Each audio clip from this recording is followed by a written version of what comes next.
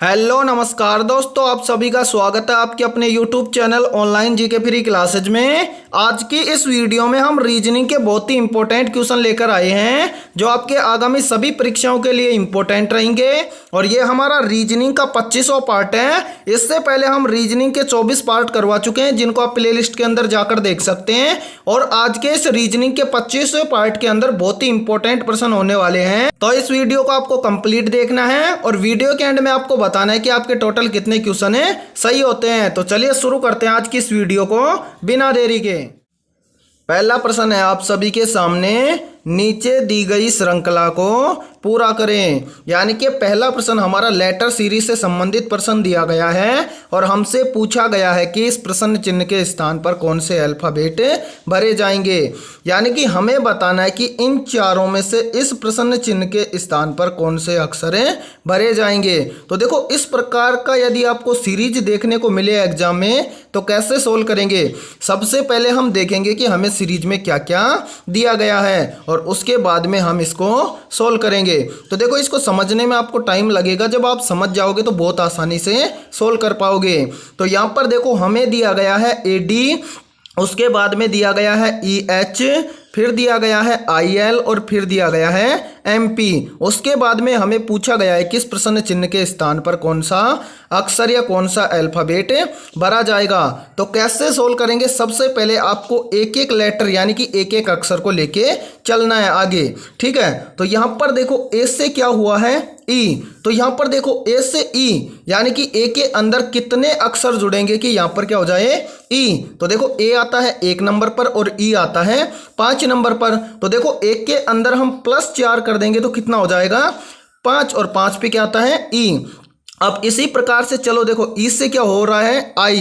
तो देखो कि ई से आई कितने लेटर जोड़ने पर हुआ है। तो देखो, ई आता है आपका 5 नंबर पर और आई आता है 9 नंबर पर। तो देखो, ई के अंदर हम +4 कर देंगे तो कितना हो जाएगा 9, और 9 पर क्या आता है आई। अब इसी प्रकार से देखो, आई से क्या हुआ है एम। तो देखो, आई आता है 9 नंबर पर और एम आता है 13 नंबर पर। तो 9 के अंदर +4 कर देंगे तो कितना हो जाएगा 13, और 13 नंबर पर आता है एम। अब यहां पर देखो क्या हुआ है, सभी के अंदर +4 हुआ है। तो हम क्या करेंगे, एम अक्षर के अंदर +4 कर देंगे और +4 करने के बाद में जो भी अक्षर आएगा वो लिख देंगे। तो देखो, एम आता है 13 नंबर पर और 13 के अंदर +4 कर देंगे तो कितना हो जाएगा 17, और 17 पे क्या आता है, तो 17 नंबर पर आता है क्यू। तो यहां पर हम लिख देंगे क्यों। अब देखो, हम इस दूसरी सीरीज को पूरा करेंगे, यानी कि पहली सीरीज तो पूरी हो गई। अब करेंगे हम सेकंड को, यानी कि देखो यहाँ पर क्या है D और D से क्या हुआ है H।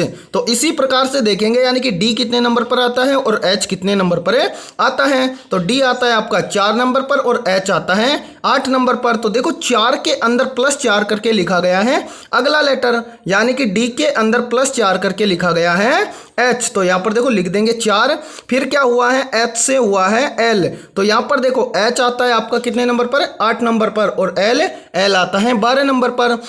तो देखो, 8 के अंदर +4 कर देंगे तो कितना हो जाएगा 12, जबकि 12 नंबर पर क्या आता है L। अब इसी प्रकार से चलेंगे L से P पर। तो L कितने नंबर पर आता है 12 नंबर पर और P कितने नंबर पर आता है, तो P आता है 16 नंबर पर। तो देखो, 12 के अंदर +4 कर देंगे तो कितना हो जाएगा 16, और 16 पे लिखा गया है P। यानी कि सेकंड सीरीज में भी सभी में क्या किया गया है +4। तो हम क्या करेंगे, P के अंदर +4 करके जो अल्फाबेट आता है उसको लिख देंगे।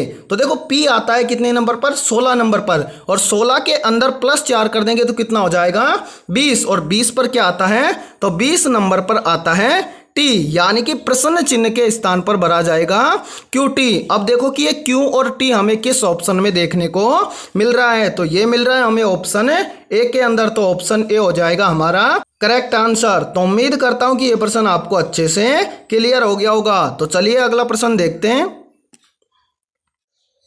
सेकंड प्रश्न है आप सभी के सामने, नीचे दी गई श्रृंखला को पूरा करें। यानी कि सेकंड प्रश्न भी हमारा सीरीज से संबंधित प्रश्न दिया गया है और हमसे पूछा गया है किस प्रश्न चिन्ह के स्थान पर कौन सी संख्या भरी जाएगी। लेकिन ये सेकंड प्रश्न हमारा नंबर सीरीज से संबंधित प्रश्न दिया गया है। तो देखो ऐसा प्रश्न यदि आपको एग्जाम में देखने को मिले तो कैसे सोल्व करेंगे।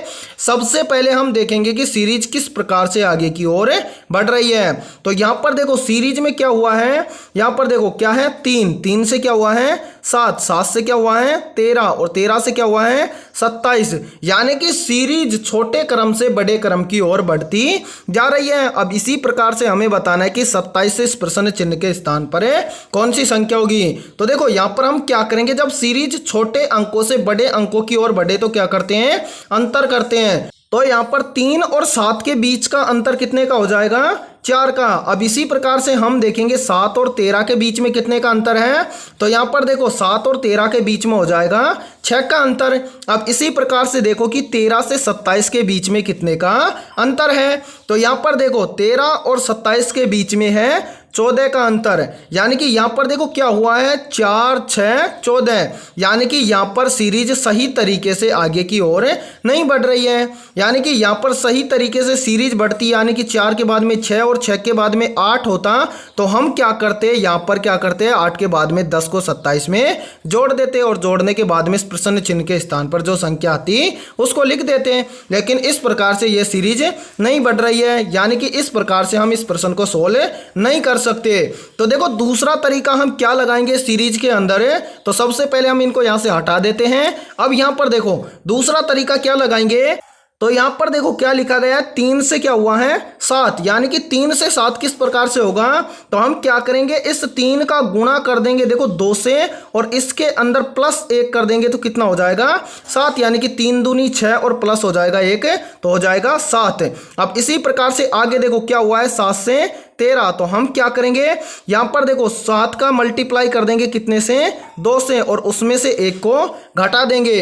तो यहां पर देखो 7 दूनी 14 और 14 में से 1 को घटा देंगे तो कितना हो जाएगा 13। अब इसी प्रकार से आगे देखो 13 से क्या हुआ है 27। तो क्या करेंगे 13 का मल्टीप्लाई कर देंगे कितने से 2 से और क्या कर देंगे प्लस 1 कर देंगे। तो यहां पर देखो 13 दूना 26 और 1 क्या हो गया 27। यानी कि ध्यान से देखो इस सीरीज के अंदर क्या हुआ है, पहले किया गया है यानी कि पहली संख्या में गुणा 2 से और प्लस 1, फिर दूसरी संख्या में क्या हुआ है उस दूसरी संख्या का मल्टीप्लाई हुआ है 2 से और फिर क्या किया गया है -1। यानी कि गुणा 2 प्लस 1 गुणा 2 -1। उसके बाद में क्या है गुणा 2 किया गया है 13 का और प्लस 1 किया गया है। अब हम क्या करेंगे कि 27 का गुणा कर देंगे कितने के साथ में, तो 27 का गुणा कर देंगे हम 2 के साथ में और यहां पर ध्यान से देखो क्या हुआ है प्लस, तो यहां पर क्या हो जाएगा -1। तो यहां पर देखो 27 दुआ कितना होता है, तो यहां पर 27 दुआ होता है 54 और 54 में से 1 को घटा देंगे तो कितना हो जाएगा 53। यानी कि इस प्रश्न चिन्ह के स्थान पर कितना भरा जाएगा 53। तो देखो 53 हमें किस ऑप्शन में दिया गया है, तो ये हमें दिया गया है ऑप्शन सी के अंदर। तो ऑप्शन सी हो जाएगा हमारा करेक्ट आंसर, यानी कि इस प्रश्न चिन्ह के स्थान पर भरा जाएगा 53। तो उम्मीद करता हूं कि यह प्रश्न आपको अच्छे से क्लियर हो गया होगा और ये प्रश्न आपको अच्छे से क्लियर हो गया है तो इस वीडियो को जल्दी से लाइक कर दो और अभी तक आपने इस चैनल को सब्सक्राइब नहीं किया है तो जल्दी से इस चैनल को सब्सक्राइब कर लो और बेल आइकन को प्रेस करना ताकि आने वाली ऐसी इंपॉर्टेंट वीडियो का नोटिफिकेशन भी आपको सबसे पहले मिल सके। तो चलिए आगे बहुत इंपॉर्टेंट प्रश्न होने वाले हैं। तीसरा प्रश्न है आप सभी के सामने, नीचे दिए गए प्रश्न में संबंधित शब्द को चुनिए। यानी कि तीसरा प्रश्न हमारा एनालॉजी से संबंधित प्रश्न दिया गया है और हमसे पूछा गया है कि इस प्रश्न चिन्ह के स्थान पर आने वाले संबंधित शब्द को चुनिए। तो देखो ऐसा प्रश्न यदि आपको एग्जाम में देखने को मिले तो मात्र 2 सेकंड से भी कम समय में कैसे सोल्व करेंगे। तो यहाँ पर देखो आपको थोड़ा सा दिमाग लगाना है।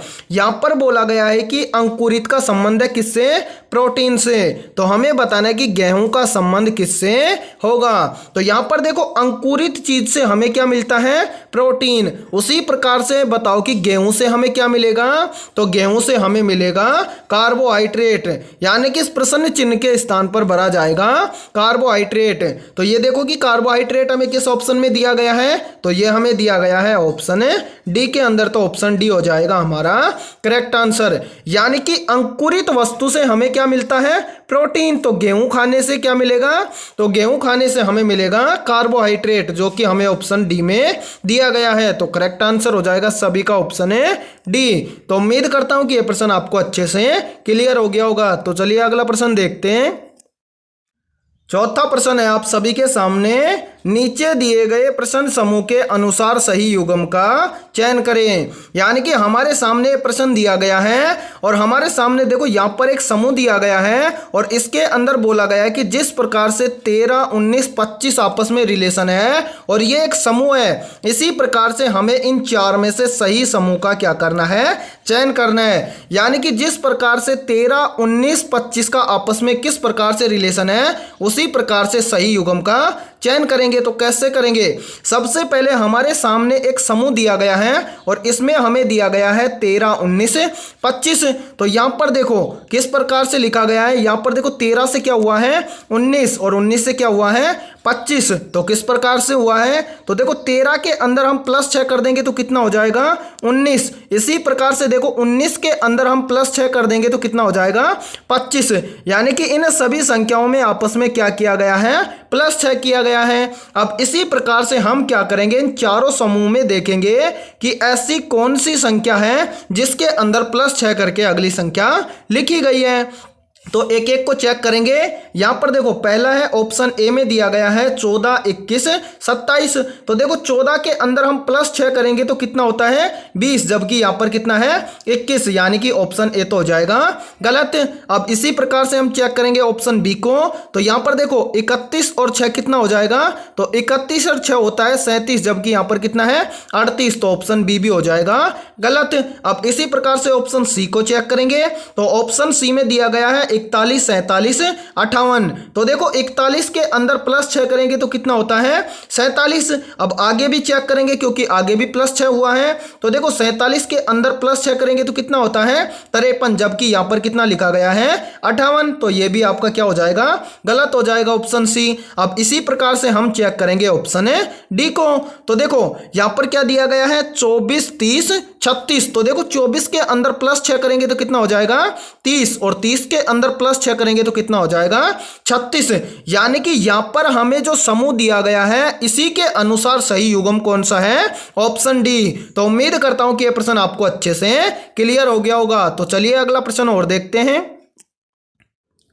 पांचवा प्रश्न है आप सभी के सामने, नीचे दिए गए प्रश्न का सही वैन आरेख बताइए। यानी कि पांचवा प्रश्न हमारा वैन आरेख से संबंधित प्रश्न दिया गया है और हमसे पूछा गया है कि बस, मोबाइल और नाव का सही वैन डायग्राम कैसा बनेगा। इसके लिए हमारे सामने 4 ऑप्शन भी दिए गए हैं। तो इनमें से आपको क्या करना है, सही आंसर बताना है। तो यहाँ पर देखो किस प्रकार से वैन डायग्राम बनेगा।